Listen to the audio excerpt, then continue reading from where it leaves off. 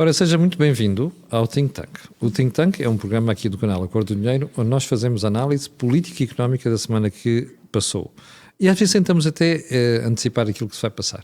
Ora, antes de eu lhe contar qual é o menu de hoje, deixa-me só explicar que o canal Acordo do Dinheiro tem várias parcerias. A mais importante delas é com a Prozis e ainda temos uma outra parceria com a beltseguros.pt. O programa em causa ainda tem ajuda à produção do grupo Sen Digitalidade. Ora, vamos lá então ao menu para esta semana. Temos 3 pontos. O primeiro é o que é que pode um governo minoritário fazer a prazo? E por que razão se odeiam as reformas estruturais e os acordos de regime? O segundo ponto, este é um governo crucial para a sobrevivência do PSD. E depois temos ainda um terceiro, talvez o mais importante. Com a economia resolvida, para onde é que vai a política? Joaquim Aguiar, esta é mesmo para si. Não, essa é mesmo aquela questão em que eu estou a trabalhar agora.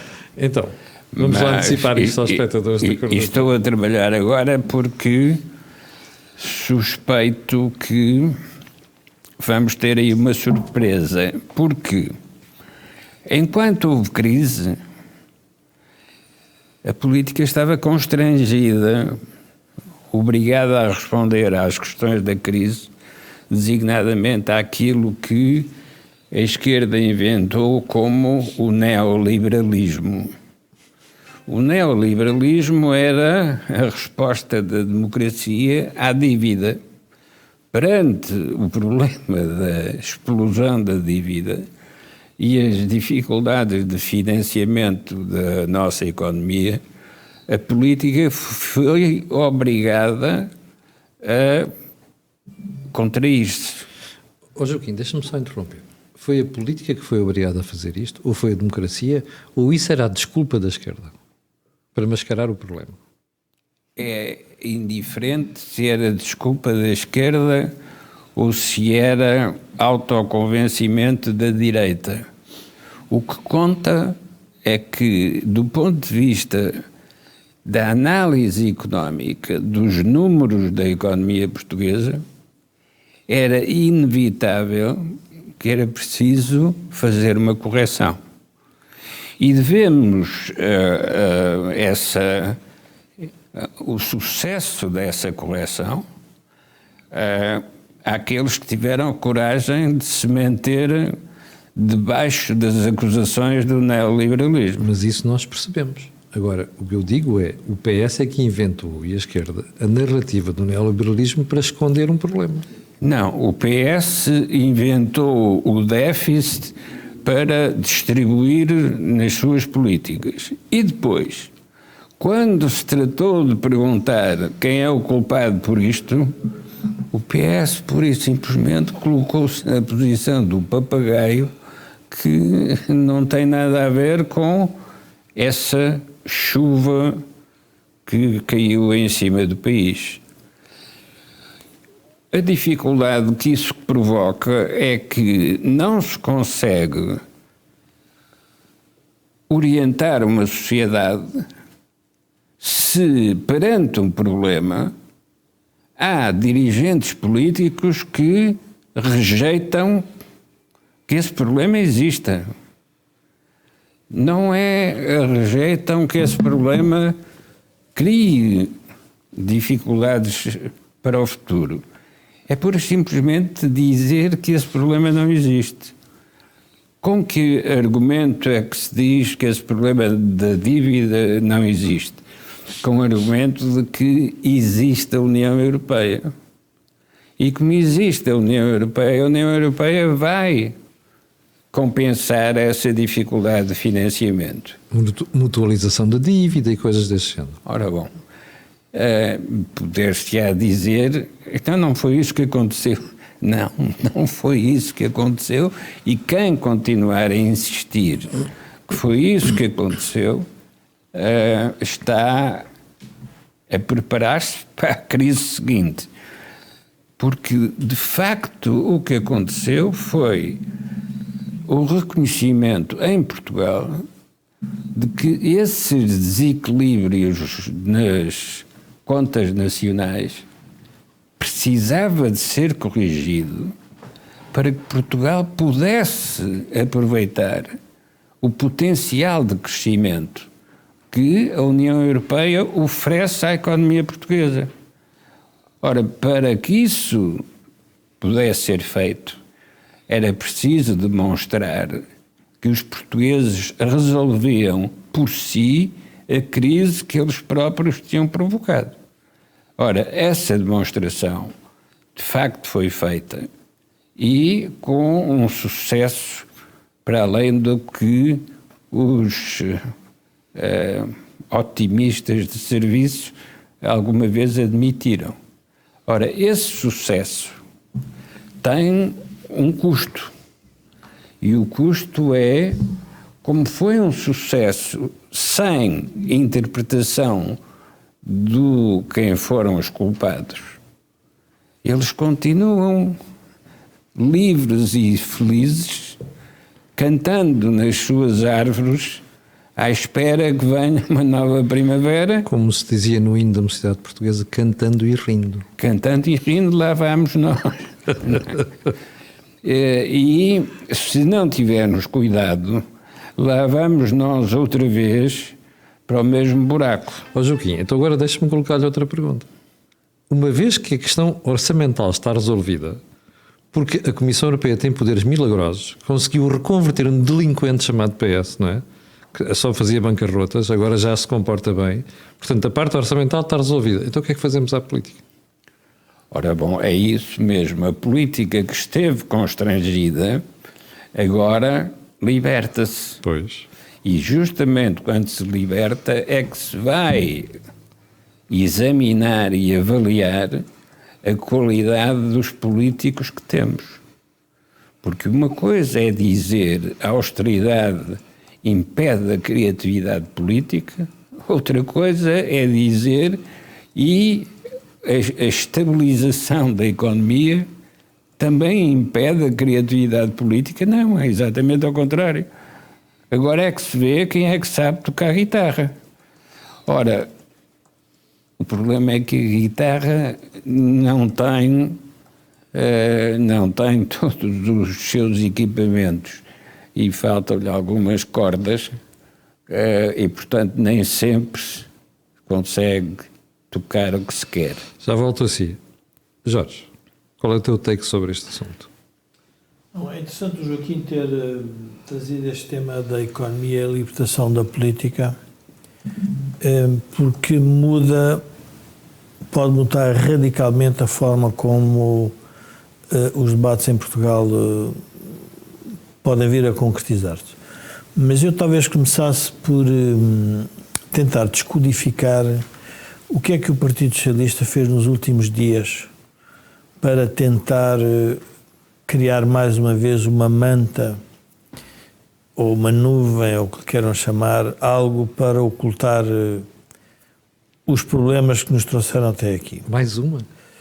A primeira coisa que fez foi arranjar de forma institucional, até muito, diria, nobre e simpática, um programa um plano de transição, que eu entendi mais como uma oferta envenenada a Luís Montenegro. Aqui está o que nós estávamos a fazer e que subitamente fomos interrompidos estávamos a ir para caminhar para o paraíso e, portanto, a caminhar para o paraíso, aqui está a cartilha para chegarmos ao paraíso e, de repente, houve aqui uma interrupção. Narrativa da autoria. E depois é importante perceber que a interrupção que os socialistas dizem que foi feita tem a ver com uma intervenção inusitada de uma Procuradora-Geral.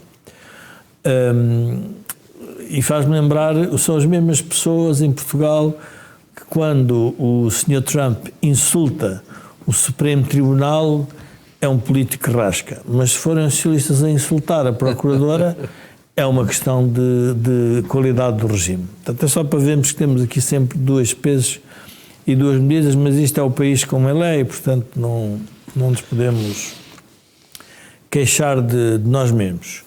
Depois faz uma outra, e tem a ver com a questão da economia, faz outro presente envenenado, é criar a ideia que há excedentes. Esta ideia dos excedentes é uma ideia interessante porque Excedentes em relação a quê? Em relação ao que o próprio PS estava habituado.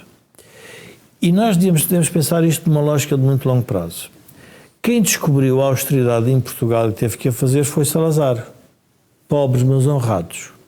Era um bocadinho o tema. E se nós repararmos, a austeridade, no sentido em que quando não há solução política para os problemas de uma sociedade, gera sempre um crescimento económico um bocadinho mais débil e mais pobreza. Numa primeira fase. Não, mas vá lá chegamos, porque é que não chegamos à segunda fase? Ok. Pronto. Não chegamos à segunda fase, portanto, numa primeira fase a austeridade tem esse efeito. Claro, que é, reduz a procura interna, Pronto. reduz o investimento. Obriga a fazer o que os economistas chamam o PIB vai para o seu nível de equilíbrio sustentável. Exatamente. Portanto, desce. E, portanto, nós podemos ter PIB a níveis sustentáveis acima do que é normal, mas não são sustentáveis. Porquê? Porque estão assentes em alguns desequilíbrios. E, portanto, o que o PS... O Salazar demorou 48 anos a fazer isso. Depois nós tivemos o desregramento das contas públicas ao longo da democracia e, finalmente, descobrimos que, se calhar, até nem é mau termos sempre contas públicas corretas. E contas públicas corretas não é com excedentes nem com déficits. É as contas que nos permitem amortecer as crises que vamos ter ao longo da vida. E que todos nós sofremos e que o Estado também sofre. E, portanto, isso é sempre saudável. O PS aprendeu agora isso e ainda bem. Mas a ideia que há excedentes é uma ideia que, na minha opinião, se calhar estou a ser um pouco enviesado e até leviano na leitura, mas é uma ideia que é lançada para garantir um discurso para uma próxima eleição que o PS quer que venha a acontecer. Vou já dizer que nós deixámos obra, como vê, eles não fizeram, deixámos os cofres cheios e vocês vejam o que é que eles andaram a fazer. Portanto, isto já está montado, o terreno já começou a estar minado. E, portanto, Luís Montenegro tem que sair desse terreno minado e fazer a denúncia de tudo isto. Primeiro, não há ainda contas excessos, porque nós temos uma dívida pública muito elevada, temos um tema de segurança social ainda para resolver e, portanto, e temos um problema de tecido económico que também vai exigir algum esforço do próprio Estado, se quisermos, do ponto de vista de alguns projetos, presumo, que possam ser interessantes para a economia se desenvolver. Então, o que é que significa isso? Significa que, se isto é verdade, então nós vamos fazer política com base em quê? Bom, então o que é que nós assistimos? O concurso simpatia. O Chega vai dar não sei quanto aos polícias, o PSD vai dar não sei quanto, a AD vai dar não sei quanto aos polícias e o PS vai dar não sei quanto aos polícias. Então, o que estamos a fazer é não estamos a aproveitar, não é que os polícias não tenham que ter acesso A melhores salários. a melhores salários. O que eu estou a querer dizer é que todo o sistema político a combater por franjas e classes profissionais e corporações e instituições e setores da sociedade basicamente é um sistema político obcecado com o período eleitoral. E isto enquadra-se no ponto que eu gostaria de discutir e qual é a oportunidade do governo minoritário? Eu julgo que a oportunidade do governo minoritário é o facto de ele ser minoritário e provavelmente de pouca duração. Então pode fazer muita coisa que os outros não fariam porque têm que aguentar uma legislatura inteira. Como assim? Reformas que de repente as pessoas sintam, epá, afinal isto faz sentido. Oh Jorge, mas isso é que pode estar a baralhar os espectadores. Porque os espectadores vão dizer assim, como é que um governo minoritário faz reformas? Pronto. O governo minoritário tem uma característica que se for bem enquadrada pode ser muito útil para a sociedade. Qual é? É um governo que tem que gerar compromissos. E quem não quiser entrar nesses compromissos também pode ser avaliado por isso. Ou seja, o que eu quero dizer é... Mas não há tradição em Portugal de acontecer Pronto. Mas então... Pronto. Mas, por isso é que eu... Portanto, seguindo este raciocínio... Sim. Então, se quem não quiser o compromisso, depois vai ter, se o resultado for haver eleições, vai ter uma leitura normal dos portugueses. Houve alguém que quis fazer alguma coisa e houve alguém que quis dizer que não estava de acordo com isso. Que estão no seu direito. Vamos ver, há aqui uma outra dimensão, que é a política é sempre um debate entre antagonistas, entre adversários que acham que o mundo se resolve de maneira distinta. Isso não tem problema nenhum. Mas se eu estou na presença de um governo minoritário, todos os agentes têm que interpretar que ninguém quis ou não fizeram para que ele se tornasse maioritário. Então é melhor eu entender que tem que chegar a acordo. E por isso é que o governo minoritário pode ser muito fraco, mas pode ser relativamente forte nessa perspectiva. Então agora deixa-me recuar um bocado no tempo para tentarmos testar a teoria.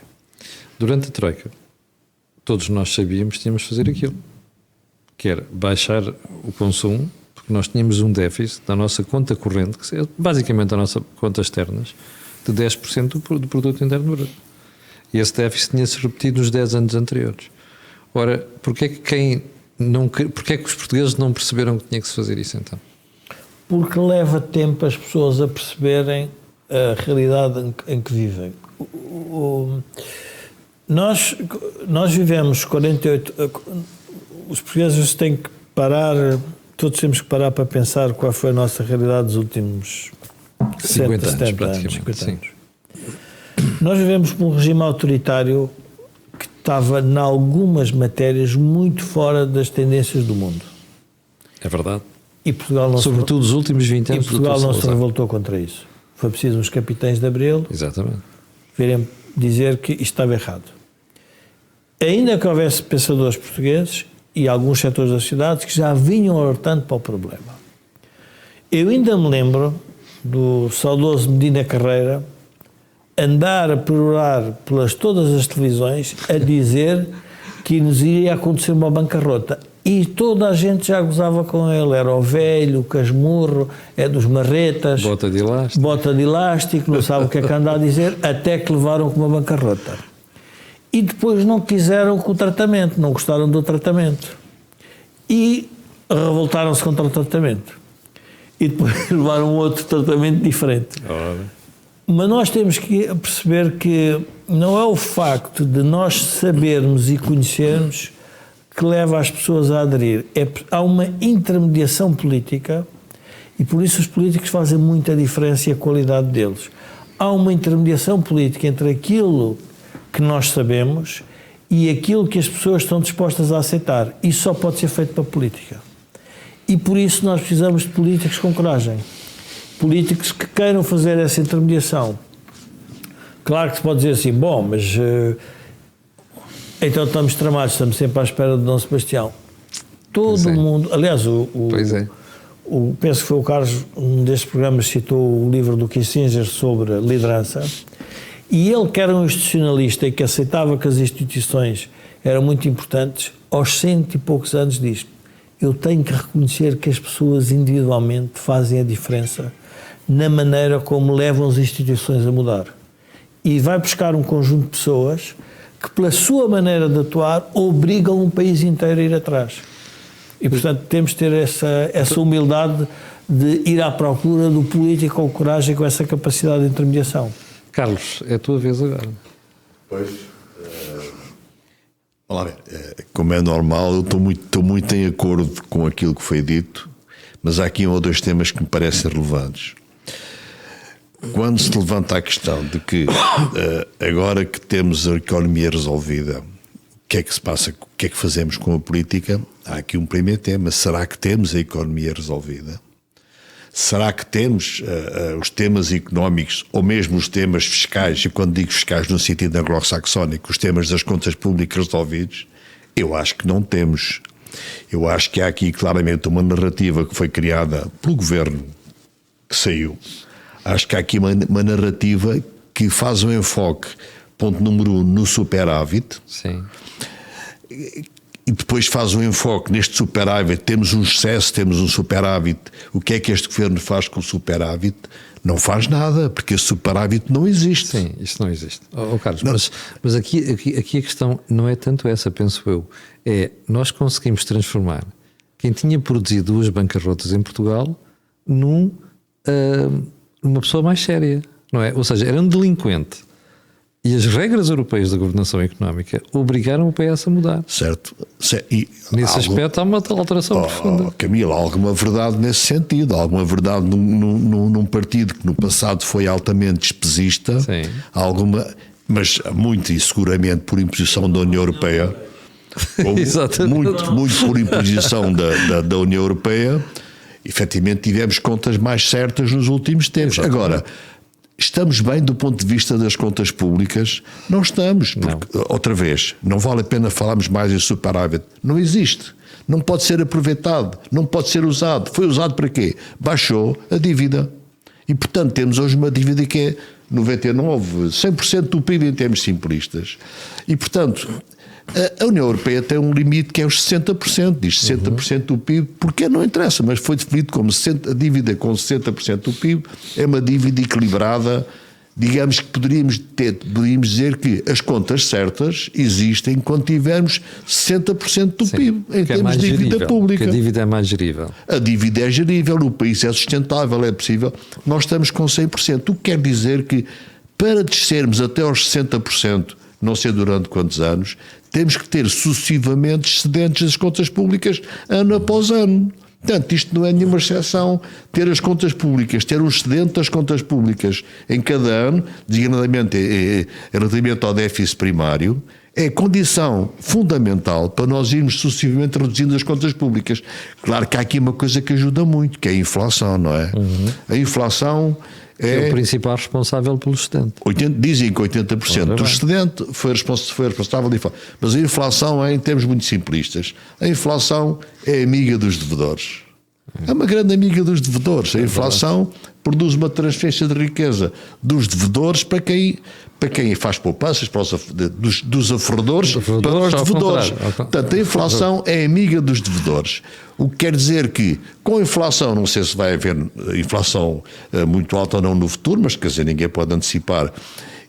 O país tem que ter excedentes anuais de forma a ir reduzindo sucessivamente a dívida pública. Pagar dívida.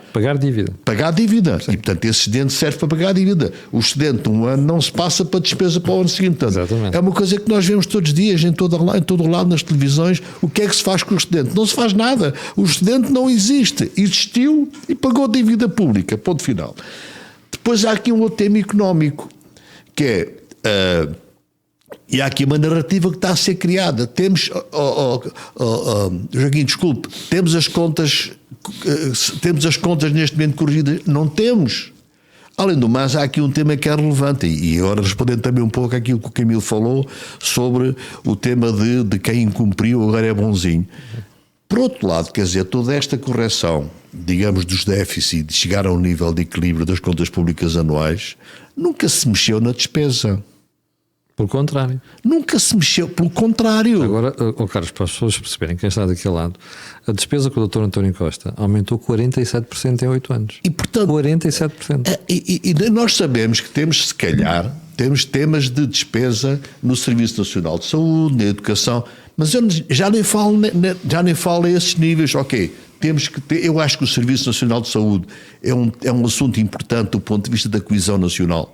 Eu, sendo liberal, aceito que um bom Serviço Nacional de Saúde é um tema importante para a coesão das pessoas do país, até para um bem-estar social. E qualquer um de nós aceita que tem que ser pago. E qualquer um de nós aceita. Agora, tudo o que está ao lado, tudo o resto, nunca se pensou, nem hoje se pensa. Eu não vejo ninguém falar como é que vamos estruturar, como é que vamos, por exemplo, reduzir os encargos do Estado, como é que vamos racionalizar o Estado. E, durante estes últimos 8 anos, a esse nível fez zero. E todo o equilíbrio foi feito à custa, por um lado, da inflação, mas a inflação são impostos, porque a inflação aumenta a cobrança do IVA, são impostos. Portanto, fundamentalmente à custa dos impostos. Portanto, nós corrigimos o tema económico? Nós não corrigimos o tema económico. Porque, além do mais, falta-nos uma outra coisa importante, que é passar para uma economia de esperança. E nós não estamos numa economia de esperança. Estamos ainda numa... Quer dizer, há esta narrativa que diz: tivemos superávit, tivemos excedente, temos as contas certas, agora vocês podem fazer o que quiserem. Não é verdade. Não é verdade. Por um lado, os gastos do Estado são elevadíssimos, são altíssimos, são para 50% do PIB, ou uma coisa dessa natureza. Ninguém fala como reduzir. Não sei se alguém terá coragem de mexer nisso, mas enfim. E o que se fala mais é em termos de aumento dos impostos. Por outro lado, o que seria importante nesta altura, e agora aqui é o papel da política, era encontrarmos uma, eu estou a chamar economia de esperança. O que é uma economia de esperança? Era uma economia voltada para o desenvolvimento. Era uma economia em princípios políticos que se voltassem para o desenvolvimento. E nós não encontramos isso. O que é que encontramos? O Jorge falou há bocado. Encontramos resolver os problemas dos polícias, temos que resolver. Não está fora de questão. Ninguém põe em causa isso. Resolver os problemas do tempo dos professores, não sei o quê. Ninguém põe em causa isso. Parece-me que há um consenso nacional a esse nível. Mas isso não altera estruturalmente o país. E isso não transforma o país numa economia, não transforma a economia do país numa economia de esperança. O que é que eu digo como economia de esperança? É uma economia mais liberal, uma economia com projeção de futuro, uma economia em que, efetivamente, nós conseguimos ter fatores de competitividade com o exterior. Não temos. E, portanto, o que é que falta agora na política? Procurar, tentar, encontrar, criar uma economia de esperança. Criar uma economia que permita pensar-se no desenvolvimento do país. Não é isso. As propostas neste momento não são essas. Obviamente que isto joga agora com a história do governo minoritário. O que é que um governo minoritário pode fazer? Se calhar procurar ou tentar resolver estes temas mais, que falamos, mediáticos.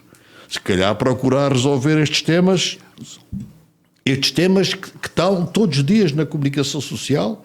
Estes temas estão todos os dias na voz do povo, estes temas estão todos os dias a minar ou a não minar o comportamento dos partidos e dos políticos, mas tem que de algum modo se contrariar esta Carlos, narrativa de sucesso. Deixa-me só pedir à realização para mostrar esta manchete do Negócios de hoje, cá está, que mostra a tua preocupação. Que é a Comissão Europeia já percebeu o que é que pode vir aí e fez um aviso a Portugal e mantém a dívida em nível de risco elevado até 2034. Exatamente, exatamente, porque quer dizer, temos que entender que as contas certas, na União Europeia, as contas certas são os 3% de déficit e os 60% de dívida. Isso é que são contas certas, no limite. E qual é o papel da política agora? O papel da política seria, em termos, digamos, de económicos, transformar ou procurar transformar a economia numa economia de esperança e de futuro. Estamos a ver medidas nesse sentido? Eu acho que não. Continuam a existir restrições económicas e restrições financeiras, continuam a existir restrições financeiras. Não vai ser fácil manter as contas públicas certas com este nível de despesa que estamos a procurar manter. Porquê? Porque também ninguém está a pensar em reduzir a despesa do Estado, ninguém está a pensar em reduzir os gastos públicos, ninguém está a pensar em racionalizar. Nós temos enormíssimas situações de ineficiência no Estado, enormíssimas situações de ineficiência no Estado. Ninguém pensa nisso, aparentemente. Joaquim, deixa-me fazer uma pergunta. Isto é um governo crucial para a sobrevivência do PST? Um governo? Crucial para a sobrevivência do PST. Não, o que é crucial para a sobrevivência do PSD é o que é que o vencedor destas últimas eleições, ou seja, o Chega, tem para dizer em relação à condução política da recuperação económica. Porque até agora não disse nada.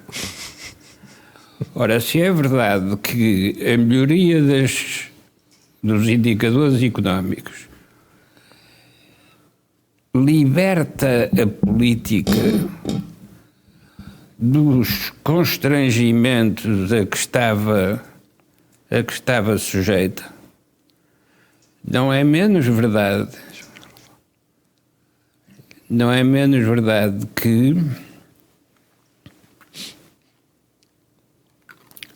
sem esses constrangimentos a política se torna perigosa, porque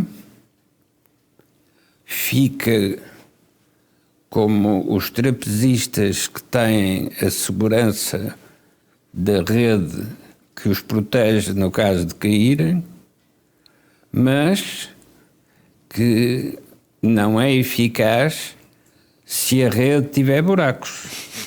Ou seja, o trapezista quando cai passa pelo buraco.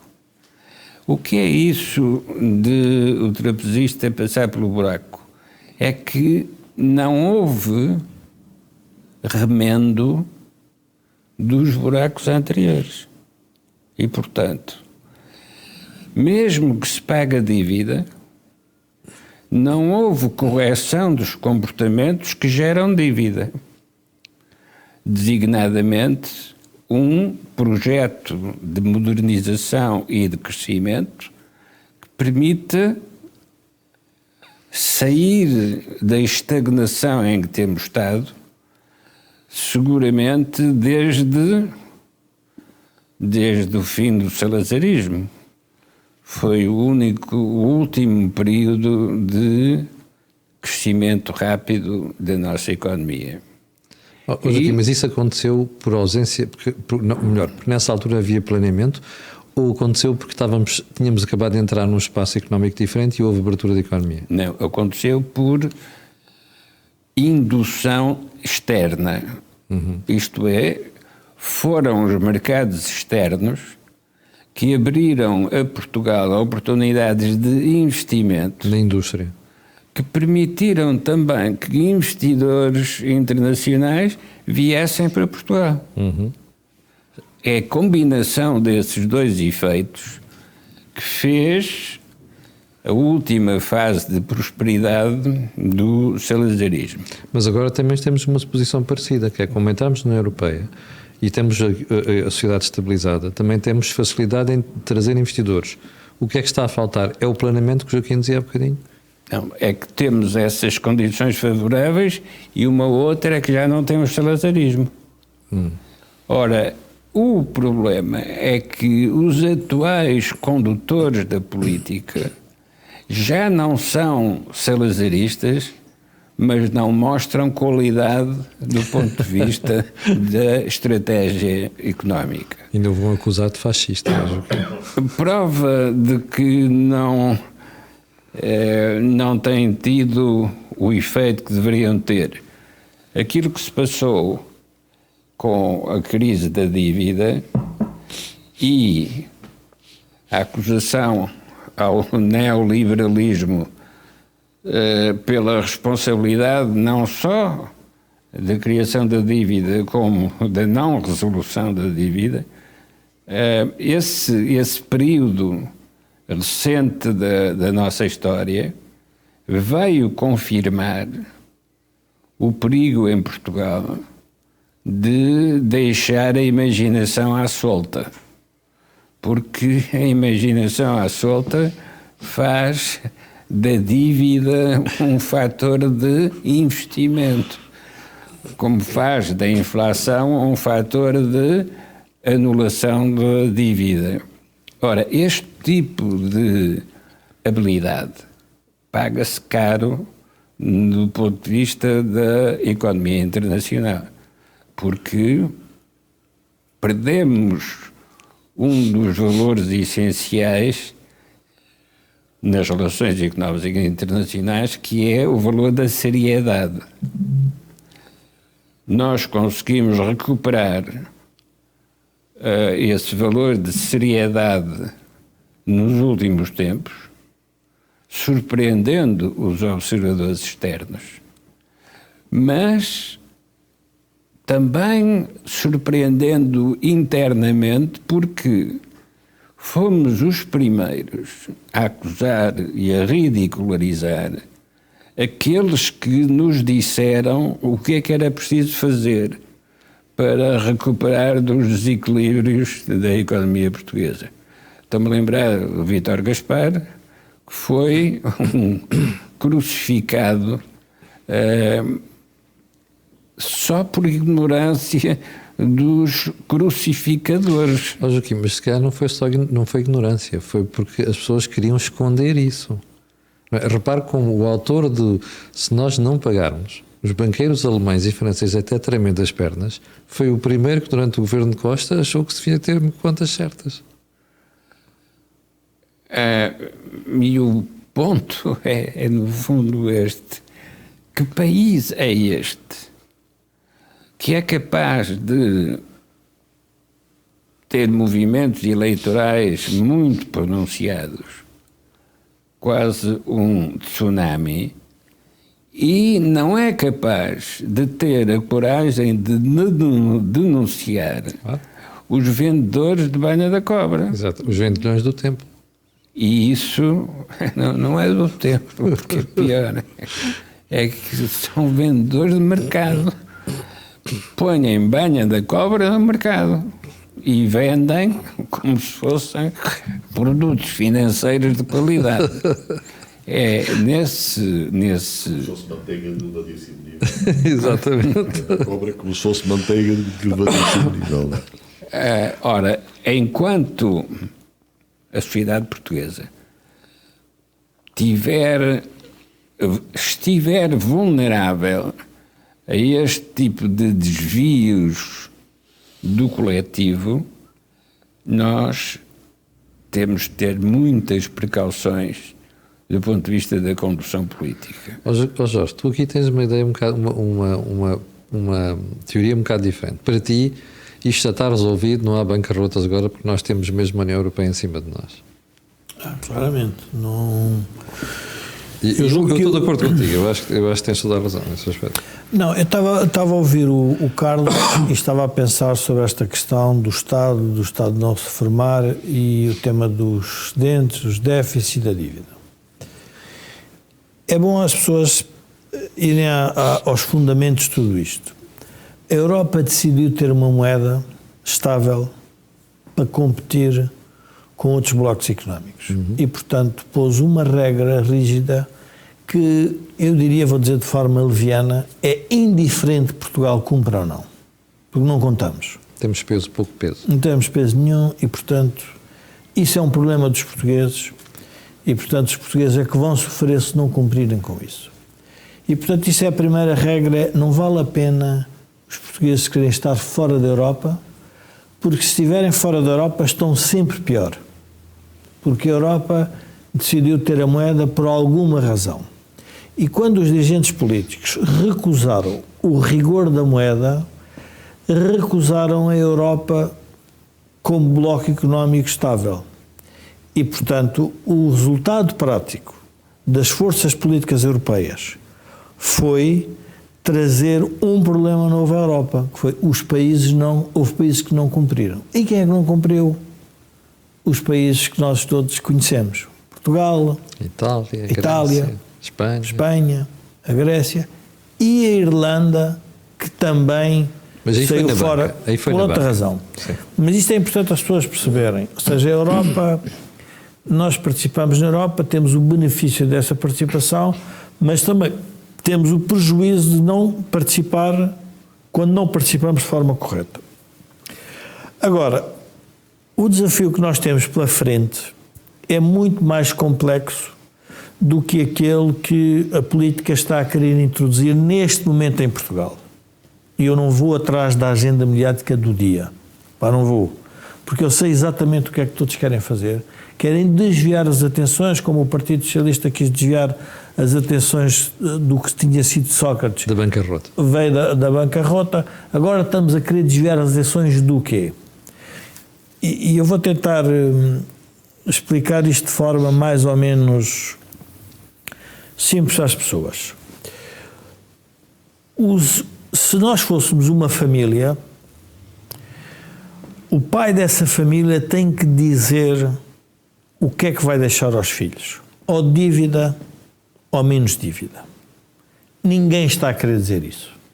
Aliás, estão a querer falar no excedente, que é vir dizer que ainda podemos até gastar mais. Esse pai de família, quando for sepultado, os filhos, quando chegarem ao testamento, vão dizer: mas o que é que tu andaste a fazer? Só deixaste dívida. Andaste a viver bem e deixaste dívida. Pronto. Nessa altura, provavelmente é tarde. Agora temos de ter atenção ao seguinte, e estas eleições já foi um bom sinal, que os jovens votaram nos extremos. Sim. Os jovens já estão a perceber... Mais num extremo do que noutro. Não, votaram nos extremos no sentido em que não deixaram o centro, se quisermos, ter a maioria nesse sentido, não é? No fundo... Mas tens dois extremos, a esquerda e a esquerda direita. Mas votaram mais no extremo à direita do que no sim, extremo à mas esquerda. saíram de quem Sim, do impede centro. o Estado de Do ser centro, reformado. sim. Eu quero chegar ao ponto do Carlos. A minha conversa é para chegar ao ponto do Carlos. Porque é que não vale a pena a conversa do Estado e que o Estado tem que diminuir despesa? Porque as pessoas que vivem do Estado não querem isso. Os políticos trabalham para as pessoas, não trabalham para ideologias nem para teorias. Para serem eleitos têm que trabalhar para as pessoas. E são as pessoas que estão a viver do Orçamento do Estado, quer as que trabalham no Estado, quer as que vivem com o Orçamento do Estado, que impedem que a política mude. E por isso é que nós precisamos de choques. E quando digo choques, pode ser um choque externo, pode ser um choque interno. O choque interno, o caso da votação do Chega. É um choque interno que a política não quer ouvir, quer recusar, vai encontrar todos os argumentos. E eu digo, não vale a pena... E continua a recusar. Porque nós, o que ouvimos na última semana é os partidos e alguns analistas que recusam a ideia de que isto é uma mas mudança. vamos à questão, mas também temos que voltar à questão do tal pai de família. Se eu vou deixar dívida ou deixo património, eu para deixar dívida significa que vou gastar ainda aquilo que eu vou conseguir ganhar. Portanto, não vou amortizar a dívida. Mas quem está a contestar o sistema, neste caso o Chega, também está a dizer gastem. Portanto, o sistema está a orientar-se todo para o curto prazo. Sim. Ora, nós, como analistas, temos de dizer isto é que está errado. O sistema político não está a querer dizer aos portugueses qual é o desafio dos portugueses. Portanto, não há economia de esperança, porque o desafio dos portugueses é, mas os senhores querem ser mais ricos no futuro ou querem viver melhor agora? Têm que escolher. E se querem viver melhor agora, não há problema nenhum. Gasta-se o património, gasta-se o que se ganha, não tem nenhum. Mas depois a prazo, quem é que vai ter esse problema? E por isso é que não vai ser fácil a reforma do Estado, porque a reforma do Estado, eu tenho pensado muito sobre isto, que é, a reforma do Estado é a reforma dos portugueses. É os portugueses aceitarem um Estado diferente. Ora, isso foi recusado quando a Troika chegou a Portugal. Por isso é que eu te perguntava há bocadinho como é que tu estavas tão otimista em relação às pessoas que reconhecem a necessidade de mudar. Não reconhecem, Jorge. Não. O que eu estou a dizer é igual. Eu disse, sou como o Churchill dizia. Eu sou otimista porque já fui pessimista e não deu resultado nenhum. Pois está, mas aqui, de uma outra solução. Mas nós temos o Estado agora igual há 12 anos atrás. Não, mas a pergunta é porque é que o Estado continua a crescer e o sistema político como um todo não encontra um único agente político que diga isto não é vida futura. Qual é a razão? Quer dizer, somos todos aqui inteligentes e toda a gente lá fora que está a fazer política é ignorante? Não. O modelo de incentivos da política concentrou-se no curto prazo e neste tema eleitoralista. E como é que tu crias um sistema de incentivos para levar os políticos a pensarem no médio e longo prazo? E aí temos que ir a coisas temos que ir a coisas mais estruturais, constitucionais se quisermos. Quando os países criaram câmaras de lordes, senados, quando aderiram, por exemplo, vamos a um exemplo em concreto, vamos admitir que a Europa, depois de analisar tudo o que se passa no sistema de segurança social, diz assim, agora a segurança social passa a ser definida de forma federal e europeia. Então, de repente, aquilo que era um problema político nacional passou a ser um problema político europeu. E aí já o Partido Socialista aprende e aprendem todos os políticos. Não vale a pena lutar contra um vento muito forte. Ora, nós nos sistemas políticos, porque é que nós temos o sistema político paralisado ou neste impasse? O Joaquim tem toda a razão. Porque não o PS recusou-se, continua a recusar-se terminantemente a discutir o que se passou com a bancarrota. Mas não é só aí, Jorge. Não, Mas queres regressar mais no tempo? A primeira revisão constitucional feita em Portugal, em 1982, a AD da altura queria tirar da Constituição a irreversibilidade das nacionalizações. O PS do Dr. Mário Soares opuseram-se. De tal forma, quando nós tivemos o Cavaco Silva no poder e quis começar a fazer privatizações, teve que inventar um arremedo de uma lei que dizia até 49%. Porque repara, esta história que estás a dizer do PS, recusar-se a querer mudar, não é de agora.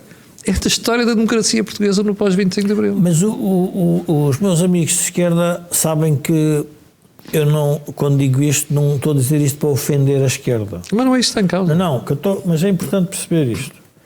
O que têm que perceber é que se as contas estiverem certas, se nós tivermos a dívida no nível certo, a política tanto pode ser de esquerda como de direita. Mas eles, ao não quererem isso, estão a transformar a política numa discussão que é estéril. Exatamente. Esse é o problema. Esse é o objetivo. Porque o Joaquim deve se lembrar disso, nós fizemos um projeto Missão Crescimento. E fomos propor, na altura ao Presidente da República, que se calhar não era má ideia pormos na Constituição um limite à dívida, que era uma coisa que podia ser aceitável. E o Presidente da República achou que não. Porque é a opção por política. Isso é que eu volto, se calhar estou a ser um bocado código, por isso é que eu volto à questão do governo minoritário. Um governo minoritário também pode entender-se como qual é a minha utilidade para o país. A minha preocupação com este governo minoritário é que eu julgo que o governo minoritário está centrado com a ideia de eliminar o Chega. Em vez de pensar que a eliminação natural do Chega é governar numa lógica diferente. Como estão todos a pensar na mesma lógica, e eu já digo que estou a pensar na mesma lógica porque eu só leio a imprensa, não sei o que é que lhes vai na cabeça. Mas tu estás mesmo convencido que não vão buscar alguns dos itens do Chega? Eu não estou nada convencido disso. Não, mas ainda não é não vi o programa do governo. Não, Camilo, eu estou a dizer, não, estão todos a pensar, incluindo o Chega, que é, vamos todos distribuir para esta classe profissional, para aquela, para a outra, para lá e calma aí uma coisa. Nós temos um problema muito mais complexo para resolver. Então temos que olhar para a frente. Portanto, onde é que eu quero chegar? Nós temos a Europa, temos a realidade portuguesa, temos o povo que temos a demografia que temos. O que é que podemos fazer? E aí a minha esperança é sempre no sistema político e nos políticos. Porquê? Porque a política, há um momento que alguém vai interpretar as coisas bem e vai dizer, esperem aí, isto não faz sentido nenhum.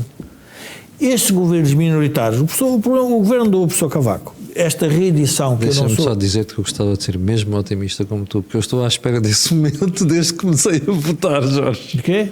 Eu estou à espera... Não, mas nós evoluímos bem, ou seja, nós... Tu estás a dizer há coisas...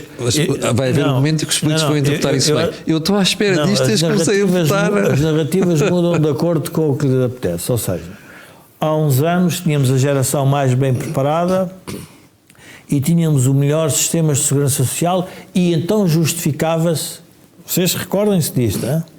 Bem, lembrem-se, justificava-se os déficits. Isto era a discussão. Ou seja, quando foi discutido o tema, o déficit era bom porque tivemos a geração mais bem preparada e os sistemas sociais e os serviços públicos eram fantásticos. Fizeram a austeridade socialista, já os jovens não são bem preparados que votam no Chega e votam onde não devem, e por outro lado os sistemas sociais estão todos em colapso, os serviços públicos são maus. E eu pergunto, mas isto está tudo de loito. Ou seja, a política transformou-se num teatro. A política é a ideologia. E a ideologia num teatro para esconder aquilo que toda a gente está a ver. Exatamente. Redes de interesses que se agarram à política e que também não deixam a política mudar. Por isso, o Carlos fica nervoso, e com razão, de não se mudar a despesa, e digo, Carlos, mas é como alguém dizia, quando as lapas se agarram à rocha, a rocha tem dificuldade. Mas estás a ver porque é que eu sou pessimista, porque eu não vejo nenhum incentivo para nós conseguirmos descolar as lapas da rocha. A mim não estás a ver, Carlos, eu não estou. Não estou, mas ia só fazer. Mas a piada, esta imagem, acho que é ótima. As lapas, quando se agarram à rocha, dificilmente, só com rocha, muita ela coragem e muita força. Carlos, eu se ainda me consegue. lembro dos anos 80 que eu estava na faculdade a estudar e gostava muito de política monetária, embora estivesse no curso errado. E eu lembro do Joseph Stiglitz, quando era Prémio Nobel de Economia, nessa altura ele pensava bem, dizia assim: a despesa pública é viscosa, chega ali e pega-se, depois não se consegue tirar. E a gente ouve o Stiglitz hoje em dia e ele diz o contrário. É isto mesmo. Mas deixa-me só dizer uma coisa muito rápida. Nós falamos sempre em moeda única. Nós não temos uma moeda única, temos a mesma moeda. Porquê? Porque cada país, os países não têm o poder soberano de emitir moeda. Exato. E, portanto, cada país vive como não tem capacidade de emitir moeda. E as nossas contas externas, e nós temos contas externas que são em euro, que são em euros, mas nós somos responsáveis pelas nossas contas externas. As nossas contas externas não estão diluídas nas contas externas europeias. Se nós vivêssemos com o dólar... Ao contrário do que dizia o Dr. Vítor Constâncio. Exatamente. Se nós vivêssemos se a nossa economia fosse dolarizada, era basicamente o mesmo, com uma grande diferença. Não tínhamos ninguém sentado no Banco Central, no Banco Central a tentar ter influenciar a política monetária. Não sei quantos avos de poder, a ter não sei quantos avos. Não é bem igual, não é rigorosamente igual, mas é custo de transação, tudo isso é. Mas nós não vivemos sobre a mesma moeda, sobre a qual não temos poder soberano, não temos poder de emissão. E, portanto, a nossa dívida pública, as nossas contas externas, a responsabilidade é nossa, não estão diluídas na Europa. Eu acho que uma das grandes restrições da política, mais do que esta, Jorge falou nela, é a restrição da idade em Portugal, é a restrição da nossa pirâmide etária. Nós temos uma pirâmide etária altamente envelhecida, nós temos uma pirâmide, um conjunto de eleitores, e os nossos eleitores são envelhecidos, como o Jorge dizia. Esse é um tema fundamental. Quem quer ganhar eleições tem que gerir para uma classe que é altamente conservadora. Altamente conservadora. E já falámos aqui várias vezes. Decidir em reformas significativas é decidir em risco. É falar em risco. E quando se fala em risco, e quando temos do outro lado da conversa classes altamente conservadoras, é muito difícil fazer passar. Por isso é que os jovens estão nos extremos, porque são mais capazes de arriscar. E os extremos, apesar de tudo, trazem mais risco à sociedade. Se calhar eu costumo dizer que também é se calhar por simpatia pessoal, porque o único partido que efetivamente enfoca muito nesta economia de esperança é a Iniciativa Liberal. Está sempre muito mais focada nos temas do desenvolvimento e nos temas do futuro, e por isso a mensagem é mais difícil passar. Agora, nós temos uma enormíssima dificuldade em reformar o país. É evidente que há aqui um tema, quer dizer, quem é que está instalado? Está instalado quem neste momento está sentado nas cadeiras do poder, está instalado quem neste momento está sentado nos lugares que o poder distribui, que não são 10, nem 15, nem 50. Seria muito fácil se fossem só ligados... Não, é o país inteiro. Carlos, deixa-me só interromper-te, porque é para te mostrar porque é que está montado o circo de quem não quer reconhecer o que está a acontecer e não quer perceber a mudança. Olha, estava aqui a ver o público, Jorge, então, neste momento temos, o governo já tomou posse, e o público diz assim: Marcelo, eleitores deram a vitória ao setor moderado e não ao radical da direita. Estás a ver? Marcelo, é o Presidente da República. Portanto, isto mostra como é que se continua a interpretar os resultados eleitorais. E voltando ao tema do governo ou não minoritário, o Chega é um partido que podemos ter todas as críticas, eu tenho muitas, estou muito longe de ter qualquer tipo de simpatia pelas posições e pelos comportamentos do Chega, porque são comportamentos que eu acho muitas vezes, frequentemente, de uma qualidade ética altamente discutível, faz parte. Tem um problema que é Hannah Arendt, que eu vi num destes dias no artigo. Hannah Arendt dizia: quando alguém mente sistematicamente, isso não dá mais credibilidade aos outros, mas descredibiliza toda a gente. Isto é uma coisa que está a acontecer, quer dizer, quando alguém mente sistematicamente, o que resulta é a descredibilização geral do sistema. Mas o Chega, já falámos aqui nisso, traz temas relevantes para a sociedade. O Chega traz setores, o Chega trouxe para o sistema, trouxe para setores excluídos. Sem dúvida. O Chega traz... eu perguntava ao Jorge, já porque se ele acreditava mesmo que a AD não ia importar um destes temas. Tem que importar. Que eu tenho certeza. Camilo, não vai, Carlos, tem que importar. Há um que eu tenho certeza, a imigração. Claro, Camilo, o partido do poder tem que, porque são temas relevantes, não são temas que não existam. Exatamente. Ou seja, o Chega também não inventa temas. Às vezes inventa um ou outro, mas em geral, os temas que traz para a sociedade são temas relevantes. O tema da segurança, o tema da segurança é um tema de percepções. Não é um tema de totalmente realidades. Acho que nós continuamos a ser um país razoavelmente seguro. Mas temos um crime hoje, um crime amanhã, e isso aumenta a percepção. A criminalidade aumentou no ano passado para o nível mais elevado em 10 anos. Certo, não é? Mas Portanto, ainda é uma criminalidade aceitável, digamos, mas a percepção é muito superior a isso. E a percepção da imigração, vamos ver, o tema, falava lá um bocado sobre isso, o Chega traz temas que são de algum modo exclusivos, o tema da identidade nacional, o tema da história, o tema dos valores nacionais, o tema dos símbolos nacionais, são temas que do ponto de vista social são exclusivos.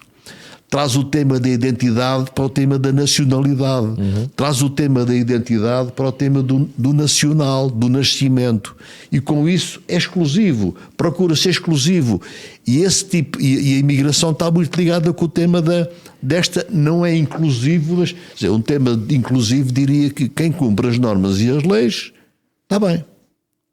Esta é uma forma inclusiva de ver os imigrantes.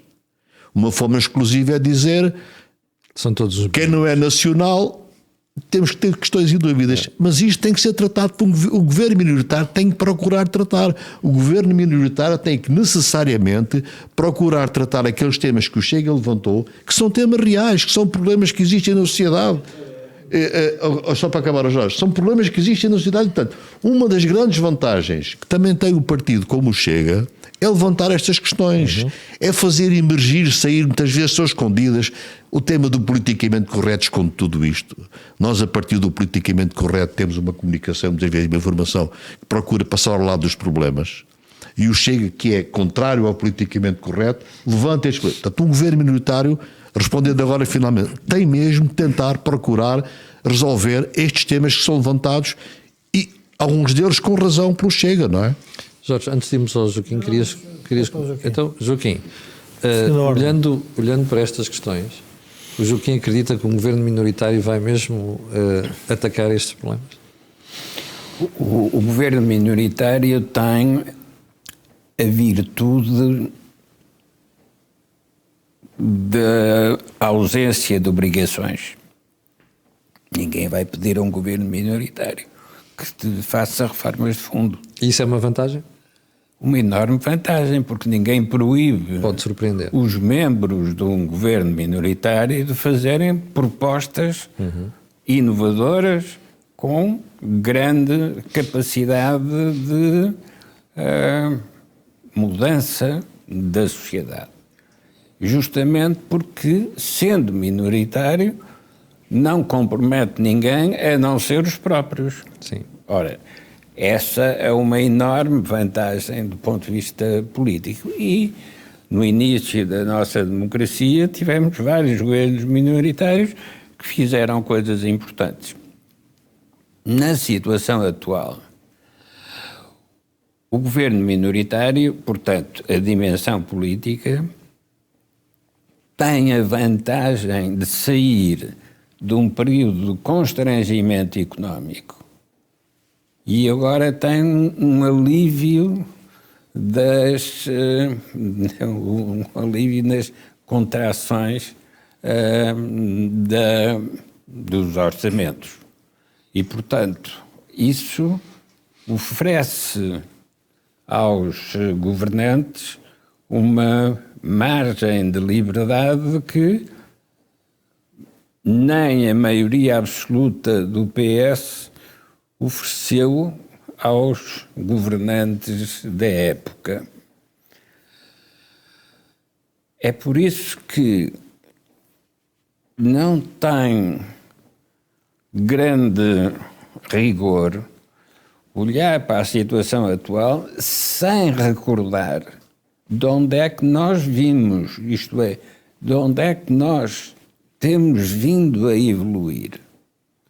E a alteração das condições anteriores é mais importante do que o governo ser maioritário ou minoritário. Porque é essa alteração, digamos, esse alívio da austeridade, dá condições de ação a este governo minoritário que outros governos maioritários, até de maioria absoluta, não tiveram. Isto vai provar, uma vez mais, que as condições económicas são mais importantes para determinar as condições políticas do que as ideologias políticas e as propostas programáticas conseguem identificar. Dito de outra maneira, é agora que se vê porque é que o salazarismo durou tanto tempo. Justamente porque ter a concepção política era decisivo se tivesse as condições económicas equilibradas. E daí o rigor das contas a que o Salazar se dedicou era, afinal, a principal defesa política para um governo que não ia a eleições e, portanto, não podia invocar essa legitimidade. Então invocava o quê? O rigor das contas. Mas por que é que lhes servia o rigor das contas? Para poder ter decisões políticas com risco. Diz-se-ia que a democracia garantia aos governantes portugueses o melhor dos mundos em comparação com o salazarismo, porque tinha a legitimidade e tinha as condições económicas equilibradas para poder ter inovação política. E a verdade é que na fase final do salazarismo, Portugal cresceu como nunca tinha crescido antes. E quem viveu esse período sentiu uma outra coisa que só reapareceu a seguir nos programas de ajustamento com a Troika, que era uma capacidade de programação e de intervenção na economia que a democracia por si não assegura. É preciso que as condições económicas sejam tão estáveis que a decisão política se torne trivial. E quanto mais trivial for a decisão política, melhor está a evoluir a economia. Porque evolui em função das correntes e dos ventos e não em função das intervenções do Estado. Nesse sentido, acho que nós temos direito à economia da esperança. Mas temos direito à economia da esperança dentro do princípio da responsabilidade política. E a responsabilidade política é nunca esquecer os responsáveis pelas crises anteriores. Não basta... Olha, eu confesso que não me esqueço. Não, eles é que desapareceram. Eu sei, por isso é que estamos nós aqui para lembrar. O truque do socialismo como responsável pela crise é esconder o ator atrás dos panos do cenário. Ou então metê-lo naquela zona do palco onde não estão os projetores. Onde não se vê porque o holofote não chega, não é?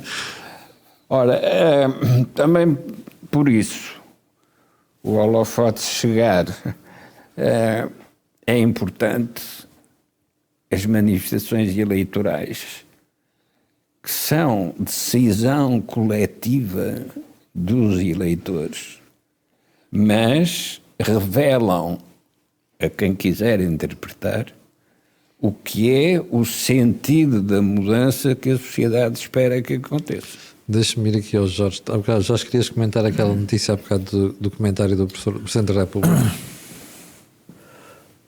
Essa notícia dá para pensarmos aqui numa perspectiva um bocadinho mais de longo prazo.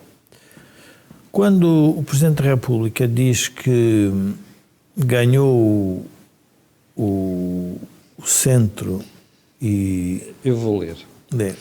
Marcelo, eleitores deram a vitória ao setor moderado e não ao radical da direita. É uma notícia interessante, o título é interessante e a forma como o Marcelo diz isto, porque é factual. Mas a pergunta é, e porquê é que o Presidente quis falar sobre isso neste momento? Eu vou contar uma história para as pessoas perceberem onde é que eu quero chegar. Há uns anos eu fui a uma conferência por razões profissionais nos Estados Unidos e convidaram 3 pessoas para falar sobre o futuro do mundo. Convidaram um filósofo, um tipo que tinha sido assessor político do Mitterrand, agora deu uma branca, eu já me lembro o nome dele, e Jacques Attali. O Attali, exatamente, o Jacques Attali, e o Chief Economist do Peterson Institute, um instituto, um think tank americano, muito voltado para teorias mais liberais e mais conservadoras na economia. E ele disse uma coisa interessante, faz-me lembrar agora o professor Marcelo sobre o que está a dizer. Todas as pessoas são reféns, todos nós somos reféns do momento em que vivemos. E temos muita dificuldade em aceitar quem nos quer apontar um caminho diferente daquele que nós estávamos habituados a viver. E ele deu um exemplo interessante. O tipo mais rico de Nova Iorque, antes da invenção do carro, era um tipo que tinha as carruagens. E basicamente o negócio era os cavalos, a palha e fazer as carruagens. E depois aconteceu uma coisa estranha. No Texas apareceu um líquido que jorrava das propriedades, um líquido negro, ninguém sabia o que é que fazia aquilo, e os texanos dividiram-se entre aqueles que venderam as propriedades, porque afinal já as vacas não se podiam alimentar, porque havia lá petróleo, e os que ficaram com as propriedades. E apareceu a invenção do carro. E o carro o que é que trouxe? Trouxe uma alteração completa à geopolítica da Europa, dos Estados Unidos, do mundo em geral. Os Estados Unidos dedicaram a fazer guerras para ter controle e acesso ao petróleo. E os que eram ricos com os cavalos e com as carruagens passaram para os automóveis. E agora estamos a discutir no carro elétrico a mesma coisa. Não sei se nós estamos a reparar, num período de 100, 150 anos, os lobbies na política mudam de acordo com o momento em que estão a viver. São os construtores automóveis dos carros com combustível fóssil contra os dos elétricos e já tivemos os cavalos. Isto é a história dos homens. Nós não podemos ficar... E, portanto, quando alguém faz uma menção ou que desafia, há uma coisa que o define. Ele faz parte do sistema. E isto é fácil de perceber. As pessoas percebem isto. Quando os bancos online apareceram, os bancos tradicionais disseram muito mal. Claro. Não eram sérios. Não têm custos. Não têm custos. Aquilo. E o que é que aconteceu? Os bancos tradicionais transformaram-se em bancos online. Pois. A política é isto.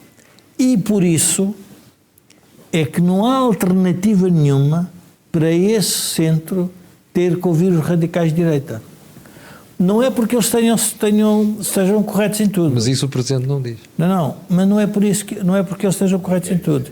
É porque eles podem eventualmente estar a antecipar os problemas que a sociedade vai ter. E ai do político que esteja ao centro e que governe que não faça isso. Qual foi o tipo que teve mais sucesso na América? Provavelmente aquele que aceitou transformar o seu negócio de cavalos em negócio de carros. E se calhar, e isto é que é, vamos lá ver, isto é a riqueza da história. é que nós temos que nos descartar do passado para avançar. O maior problema em Portugal hoje é que toda a gente está agarrada a um sistema que se montou e que no caso a Troika foi o melhor exemplo de demonstração que era possível fazer diferente e que dava outros resultados e que nós recusamos. Portanto, quando o Presidente diz isso, basicamente está a fazer isto que eu estou aqui a dizer. É um banco tradicional a dizer mal do banco online. Mas passado um tempo, ou o banco tradicional absorve uma parte dos problemas que o banco online está a querer resolver, ou o banco online vai querer ir para o negócio tradicional. E, portanto, nós vamos viver com isso nos próximos... E esta crispação e esta violência verbal e esta agressividade que está a existir no setor da direita. E o que é interessante, isto é muito interessante para as pessoas pararem e refletirem. A agressividade já não está a ser entre a direita e a esquerda. Não sei se estão a reparar. Está a ser entre um núcleo à direita que quer rejeitar uma outra parte da direita e a esquerda está basicamente atenta à espera da oportunidade para se ver livre da direita do poder. Mas as duas estão juntas com uma lógica, nós temos de ter cuidado com o que aí vem. O Presidente da República está desse lado. Pergunta-se, deveria estar de um lado diferente?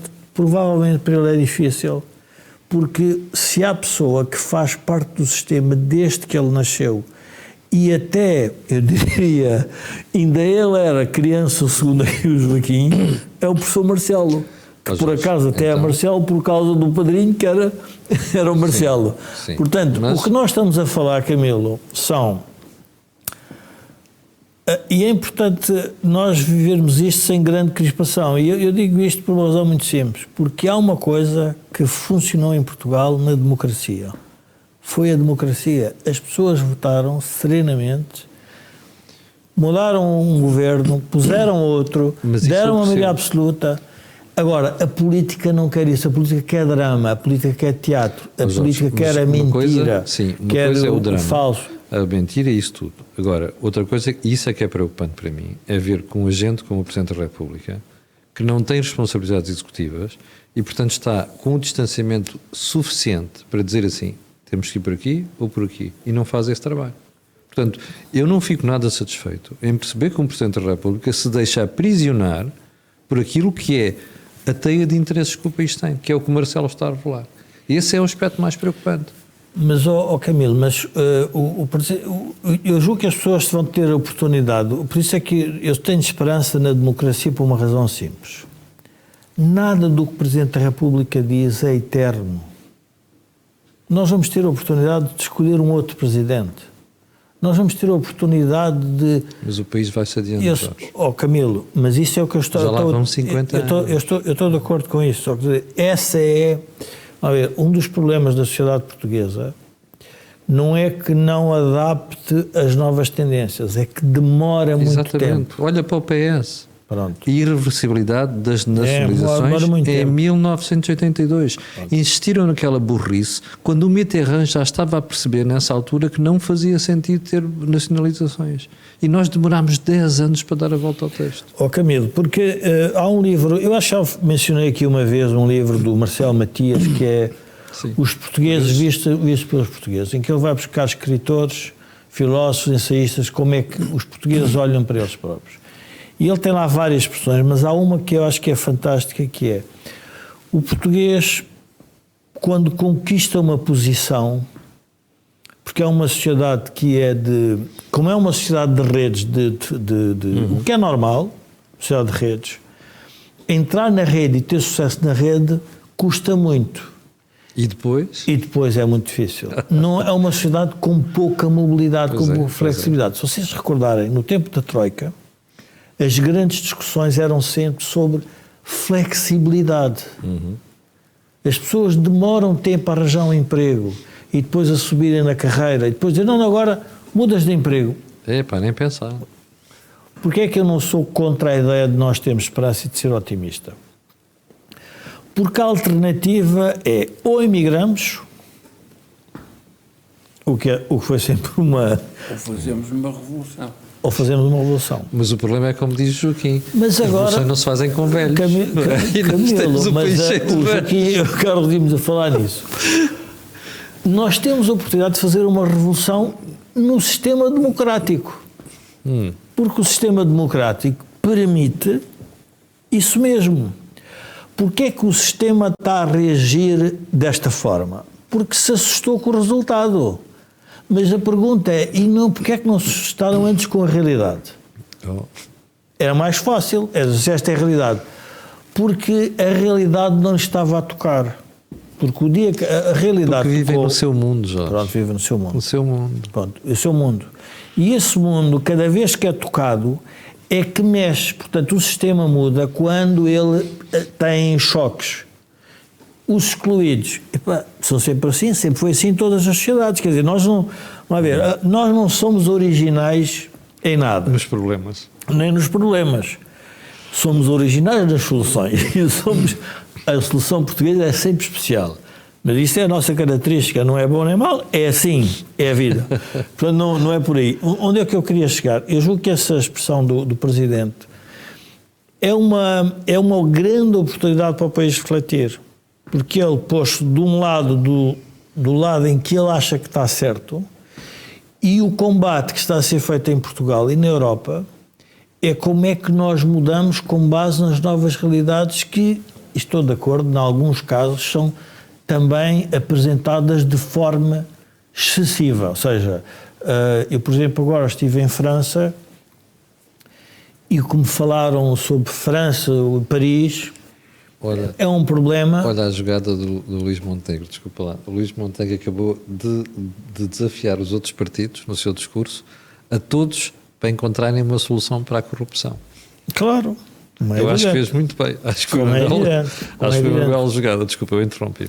Não, mas voltando se calhar então ao Montenegro, que era o que eu gostava mais de Montenegro, não do governo minoritário.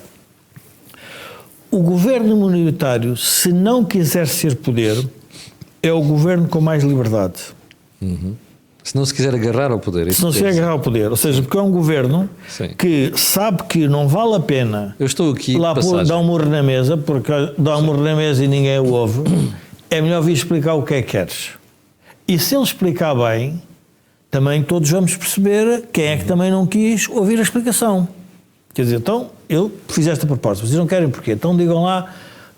Eu recordo na altura que falei com o Rui Rio por causa do tema da justiça e ele disse com piada que tinha dado o papel e que se voltou para os dirigentes políticos e disse assim: pode ser este papel ou outro qualquer que vocês quiserem, mas é melhor nós discutirmos o papel. Não era o momento certo. O que agarraram no papel, pegaram no papel e destruíram completamente. O pessoal dizia mal disto, aquilo, aquilo outro. Podem fazer o mesmo. Ou seja, o Chega pode fazer o mesmo, o Pedro Nuno Santos pode fazer o mesmo, o Livre pode fazer o mesmo, Mas não é avisado. o Bloco, mas não é avisado. Pois. Porque se o governo não tiver nada a perder, Claro. vai dizer, está aqui, os senhores agora façam.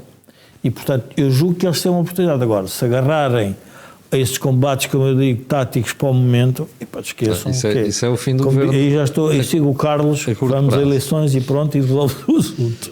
Continuo convencido que quando estes dias iremos a eleições.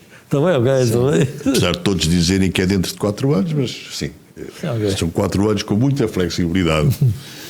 Carlos, final thoughts.